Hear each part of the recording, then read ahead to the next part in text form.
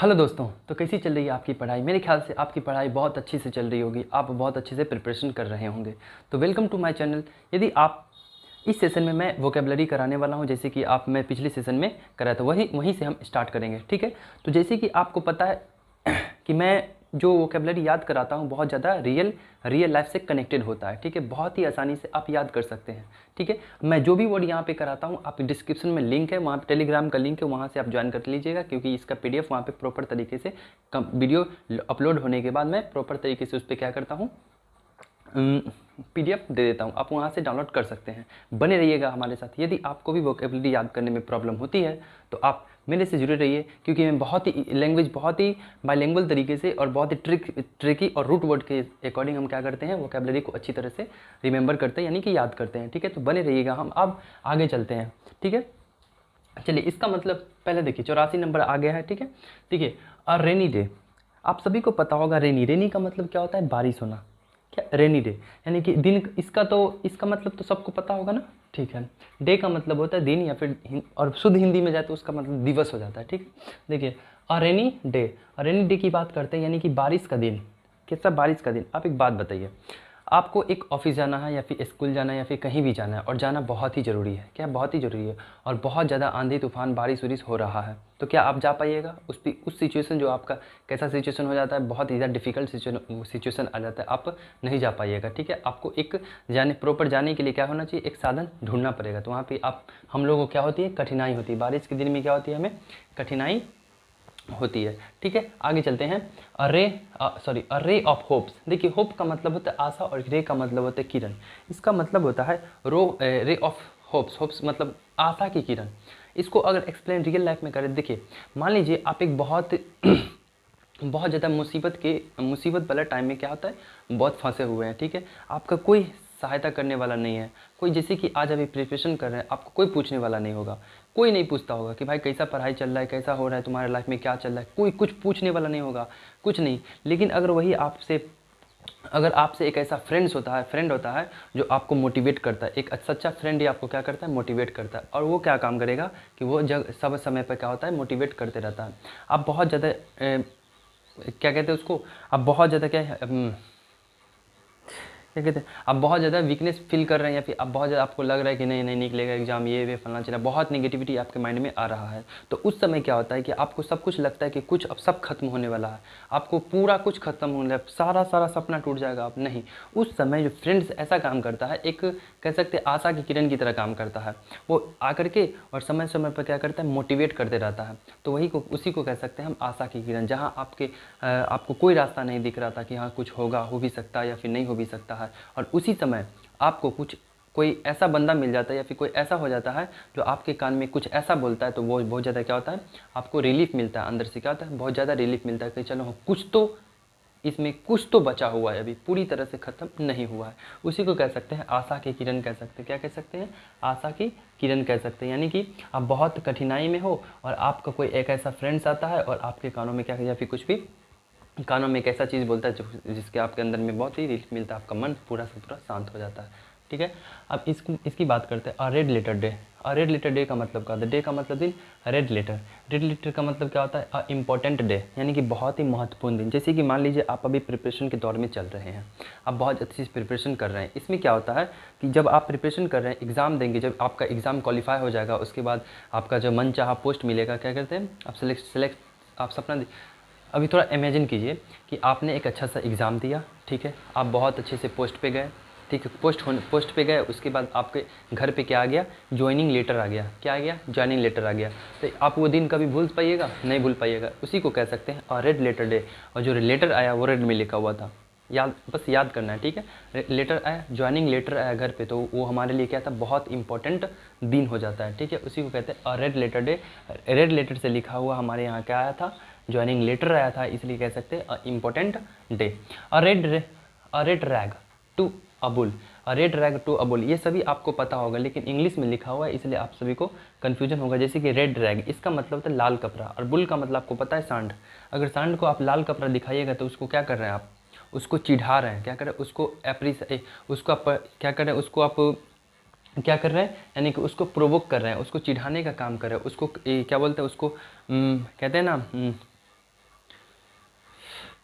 Provoke, जैसे कि कह सकते हैं मुसीबत को न्योता देना, क्या कह सकते हैं, मुसीबत को न्योता देना, आप मुसीबत को बुला रहे हैं। जैसे कि आप वहाँ पे बुल आराम से जा रहे हैं, जैसे आप गांव देहात में भी करते होंगे, जो कुत्ते लोग क्या होते हैं एकदम झुंड में जा रहे होते हैं, आप उसको बीच में छेड़ देते हो, जैसे कि कुछ ढेला फेंक दी या फिर आवाज़ निकाल के उसको चिढ़ा दी, तो वो क्या काम करता है, आप उसको ऐसा काम कर रहे हो कि वो आप पे अटैक करे, यानी कि अपनी मुसीबत को क्या दे रहे, न्योता दे रहे हो, ठीक है। यानी कि प्रोवोक करना, किसी को चिढ़ाना।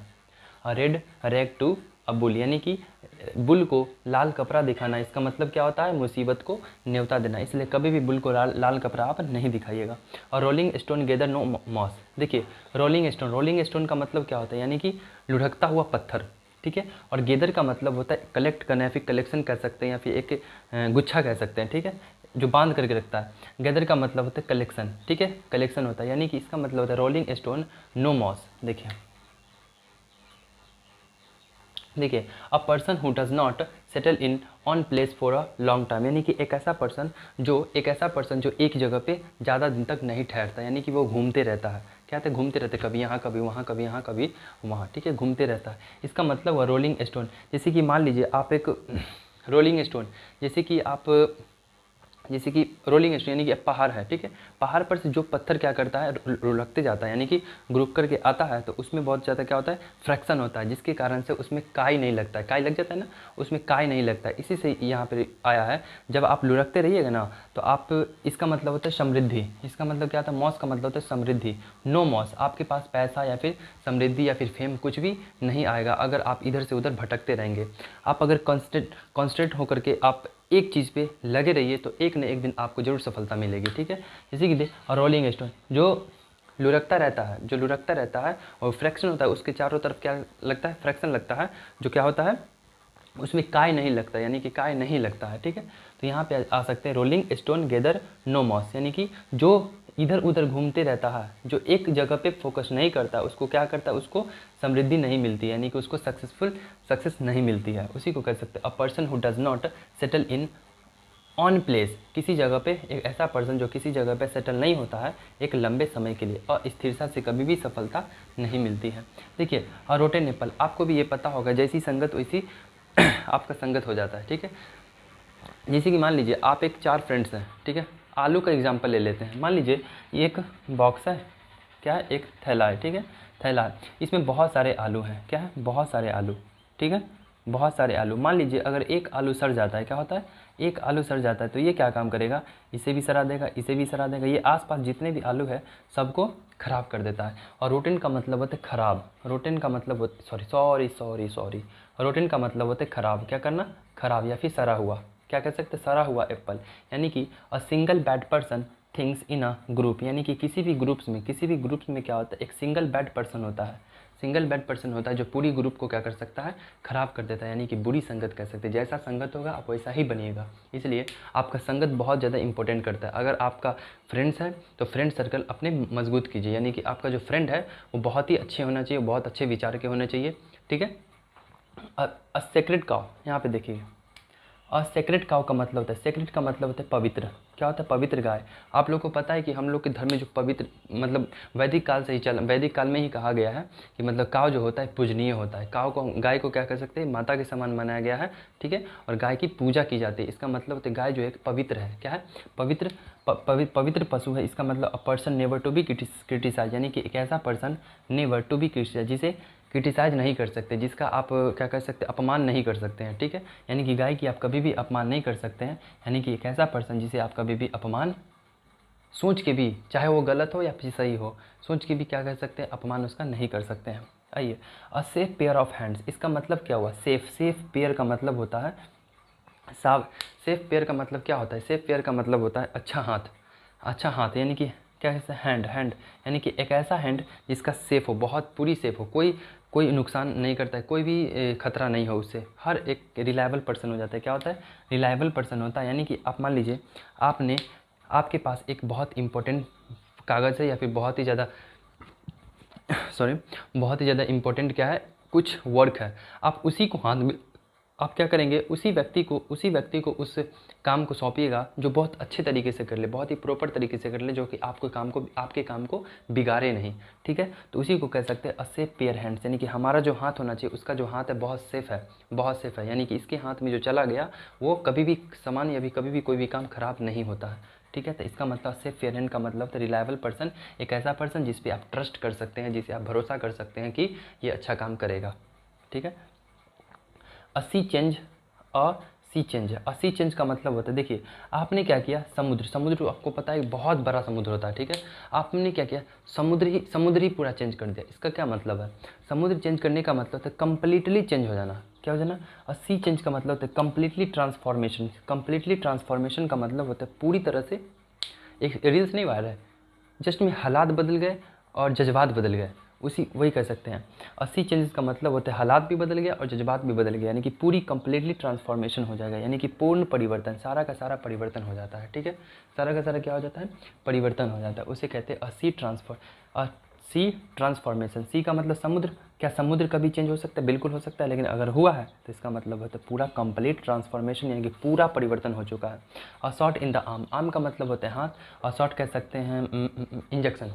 हाँ, जस्ट लाइक इंजेक्शन, जैसे कि एन इनकरेज स्टिमुलस, उत्साहपूर्वक, जैसे कि मान लीजिए किसी व्यक्ति को क्या है, बहुत ज़्यादा उसका फीवर है या फिर बहुत ज़्यादा बुखार है, क्या है, बहुत ज़्यादा बुखार है, तो उसकी जो एनर्जी भी नहीं है। बुखार के कारण क्या होता है, खाना अच्छा नहीं लगता, ये अच्छा नहीं लगता, कुछ भी अच्छा नहीं लगता है खाने में, और वो क्या हो जाता है, बहुत ज़्यादा वीकनेस, उसके बॉडी में बहुत ज़्यादा वीकनेस हो जाता है, कुछ करने का मन नहीं करता है, भर दिन सोते रहता है, दवाई खाता है, फिर हो जाता है, तो उसी को कह सकते हैं। और अब तबीयत खराब हुआ तो डॉक्टर को तो बुलाएगा ज़रूर। डॉक्टर आया और क्या कर दिया, उनके आर्म्स में शॉट इन आर्म्स, सीधा यहाँ पे भोग दिया, क्या कर दिया, इंजेक्ट कर दिया। इंजेक्शन क्या कर दिया, इंजेक्ट कर दिया।